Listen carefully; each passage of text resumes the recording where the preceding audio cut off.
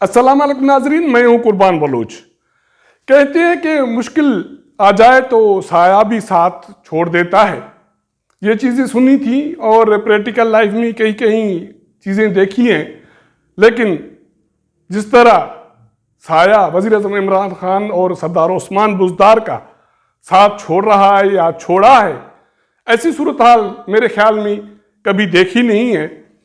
वज़ीर-ए-आज़म हों, वज़ीर आला हों और दोनों बाअख्तियार हों और रियासती इदारे उनके पीछे हों, जिन्होंने ज़ाहिरी तौर पर एलानिया तौर पर उनसे हाथ नहीं खींचा हो, उसके बावजूद साया साथ छोड़ जाए तो ये बदकिस्मती भी हो सकती है और कम अक्ली भी हो सकती है।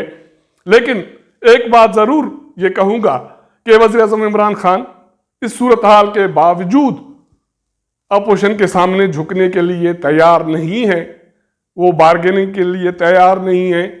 मैं कहता हूं कि सियासी अमल में किसी भी सियासी रहनुमा का ये बड़ा कदम होगा। मैं समझता हूं कि सियासत में ये असूल होना चाहिए कि गलत या सही। मैं समझता हूं कि सियासत में ये उसूल होना चाहिए कि सही या गलत अपने मौक़िफ़ पर कायम रहना चाहिए और मुखालफिन के आगे झुकने के बजाय मुकाबला किया जाए। लेकिन जो सूरत हाल बनी है उसमें वज़ीर-ए-आज़म इमरान खान और उसके साथ साथ सरदार उस्मान बुज़दार अब मुकाबले के लायक नहीं रहे। कौमी असेंबली में वज़ीर-ए-आज़म इमरान खान का खेल ख़त्म हो गया है। 30 से ज़्यादा अराकीन मुनहरफ हो गए हैं, उन्होंने अपोजिशन का साथ दे दिया है। कुछ सिंध हाउस में रहायश पजीर हैं और कहा जाता है कुछ लोगों को मज़ीद महफूज जगह पर मुंतकल कर दिया गया है। इसके लिए कहा जा रहा है कि कुछ PTI के लोगों को सिंध मुंतकल किया गया है ताकि वो किसी सूरत में भी वज़ीर-ए-आज़म के अदम इत्माद की जो तहरीक है, इसके हवाले से जो वोटिंग का अमल है, उसमें शरीक न हो सके। वज़ीर-ए-आज़म इमरान खान के रुफ़का कहते हैं कि कुछ नहीं होगा। मैंने कल प्रोग्राम किया था, उसके बाद तहरीक इंसाफ के कुछ पार्लियामेंट्री ने राब्ता किया, उनका कहना था कि कुछ नहीं होगा। कैसे कुछ नहीं होगा? तो इसलिए उन्होंने आइन के आर्टिकल 63 एक हवाला दिया कि जो भी मेंबर पार्लियामेंट मुनहरफ होगा, पार्लियामेंट्री लीडर या पार्टी का सरबराह उसके खिलाफ कार्रवाई कर सकता है। तो इसलिए जो पार्टी के लोग भाग गए हैं, भगोड़े बने हैं या अपोजिशन का साथ दे रहे हैं, तो वज़ीर-ए-आज़म Imran Khan as a party chairman उनके खिलाफ कार्रवाई करेगा तो वो नाअहल हो जाएंगे। तो मेरा मौक़िफ़ था, तो यही चीज़ तो अपोजिशन चाहती है कि वज़ीर-ए-आज़म इमरान खान अपने लोगों के खिलाफ कार्रवाई करे और वो नाअहल हो जाएं और वो मेजॉरिटी खो बैठे। सूरत हाल यहाँ नहीं रुकती।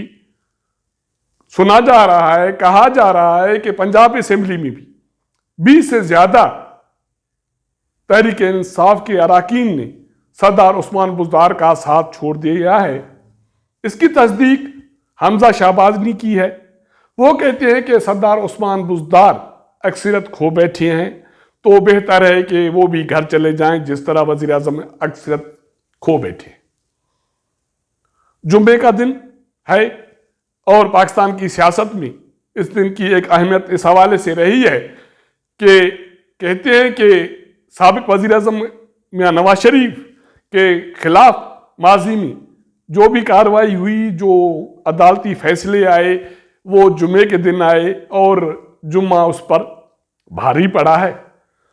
तो अब देखते ये हैं कि आज जुम्मे का दिन वज़ीर-ए-आज़म इमरान खान और उस्मान बुज़दार पर भारी पड़ता है या नहीं पड़ता। लेकिन मेरे ज़राए कहते हैं कि ये मुमकिन है कि जुम्मे के दिन किसी वक्त भी हिज़्ब इख्तिलाफ के रहनुमा तहरीक इंसाफ के बागी मेंबरान से मुलाकात करें और उनकी मुस्तकबिल के हवाले से चीज़ें वाज़ेह हो जाएं।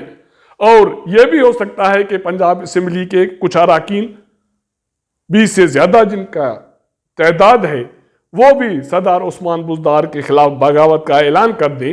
सिर्फ ये चीज़ें काफ़ी नहीं हैं।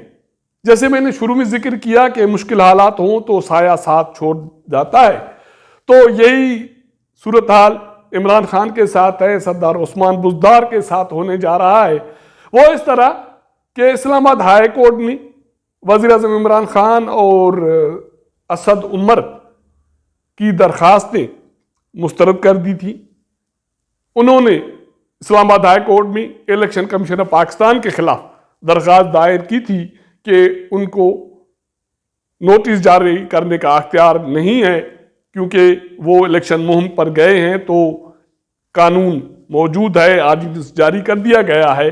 लेकिन इस्लामाबाद हाई कोर्ट का ये कहना है कि किसी भी कानून साजी के जरिए आइन को तब्दील नहीं किया जा सकता और साफ शफाफ इंतखाबात कराना इलेक्शन कमीशन की जिम्मेदारी है। एक बात ये होगी। दूसरी बात कि शाम किसी वक्त भी रात तक पंजाब असेंबली के मुनहरफ अरकान तहरीक इंसाफ के सामने आ सकते हैं। उसके साथ साथ जब भी ये सियासी सूरत हाल बनी, मुस्लिम लीग नून के कायद मियां नवाज शरीफ और मरियम नवाज मंजर पे नहीं आ रहे थे, मुस्तकिल खामोशी थी।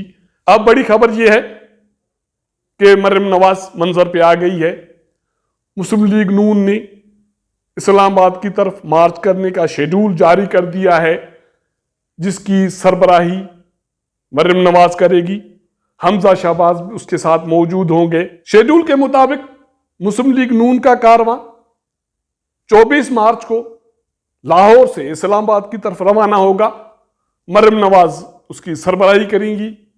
यह कारवां 25 मार्च को जेलम में क़याम पजीर होगा। एक रात वहां स्टे होगी। 26 की सुबह को यह कारवां रावलपिंडी की तरफ रवाना होगा और 26 की रात यह कारवां पिंडी में पड़ाव डालेगा और 27 मार्च को यह कारवां इस्लामाबाद पहुंचेगा।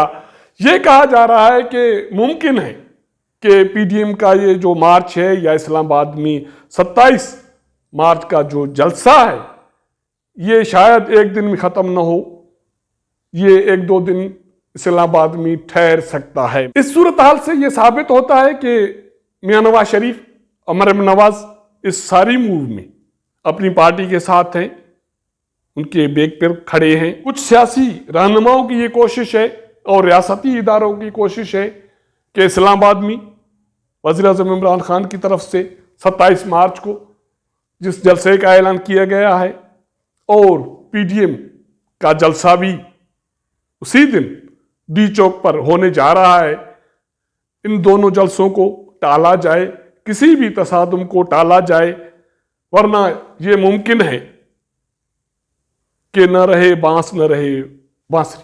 के जो सूरत हाल सामने है उसके मुताबिक वज़ीर आज़म इमरान खान फारिग हो चुके हैं। यही सूरत हाल रात किसी वक्त भी सरदार उस्मान के हवाले से डेवलप हो सकती है, लेकिन सियासी गेम है, देखते हैं कि क्या सूरत हाल डेवलप होती है।